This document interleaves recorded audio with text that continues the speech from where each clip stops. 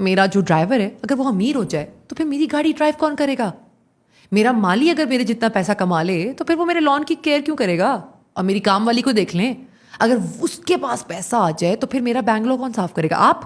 نہیں، میں تو غریب نہیں ہوں، میں تو مڈل کلاس ہوں. اچھا یہ بتائیں کون سے مڈل کلاس ہیں آپ، اپر یا لوور؟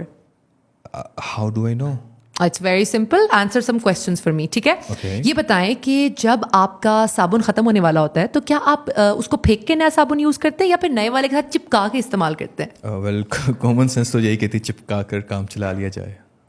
اوکے نیکسٹ کوشچن، جب آپ کا کیا کہتے ہیں شیمپو ختم ہو جاتا ہے تو پھر آپ اس کی بوتل میں پانی ڈال کے استعمال کرتے ہیں یا نیا شیمپو لے آتے ہیں؟ کامن سینس تو یہی کہتی کہ ہلا کے استعمال کر لیا جائے شیمپو.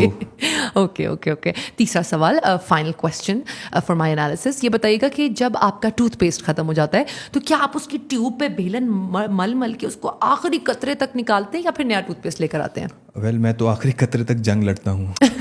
واللہ اس کا مطلب آپ تو پھر لوور مڈل کلاس ہیں. واٹ آئی مین، نہ آپ نے مجھ سے میرا بینک بیلنس پوچھا ہے، نہ آپ نے مجھ سے میرے گھر کا پوچھا ہے اپنا ہے یا کرائے کا ہے، نہ گھر گاڑی کا پوچھا ہے. آپ نے میرے باتھ روم کی چیزوں کی یوزز کی بیس پہ مجھے لوور مڈل کلاس بول دیا.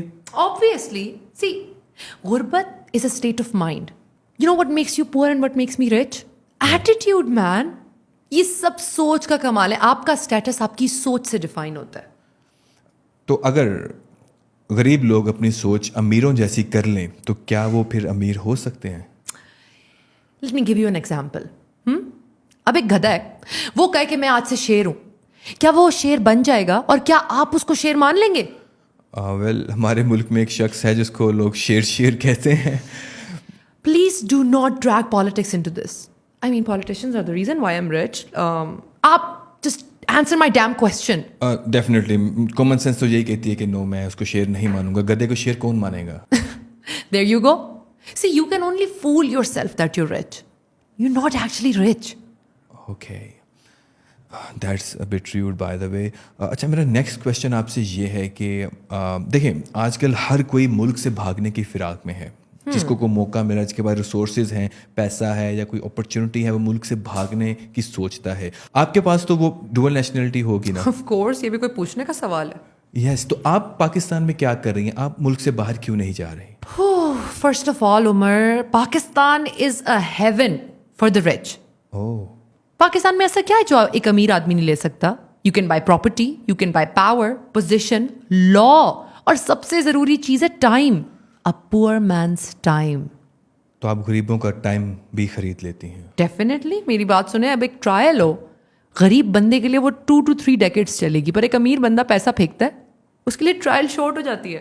اچھا ایک بات بتائیے کہ اگر آپ کو کسی غریب آدمی سے پیار ہو جائے جسٹ ان کیس، تو کیا آپ اس سے شادی کریں گے؟ مطلب پیار تو اندھا ہوتا ہے نا. عمر، پیار پچھلے زمانے میں اندھا تھا.